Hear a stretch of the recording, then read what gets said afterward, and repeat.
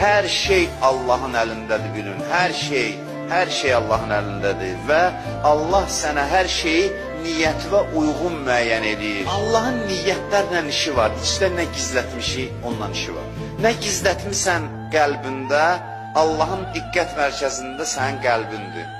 Allah baxır qəlbə, nəzəri qəlbədir insanın qəlbinə və qəlbə uyğun davranır bizlə, ürəyimizdəkinə uyğun davranır bizlə. Dünyada da, axirətdə də. Meyar qəlbdir, qəlbdə nə var, nə yox. Allah hər şeyi ona uyğun tənzimləyir həyatımızda.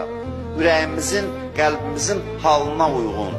Ona görə bir adamın qəlbində bir dəyişiklik baş verirsə, bu çox mühüm hadisədir göylərdə, Allahın nəzərində.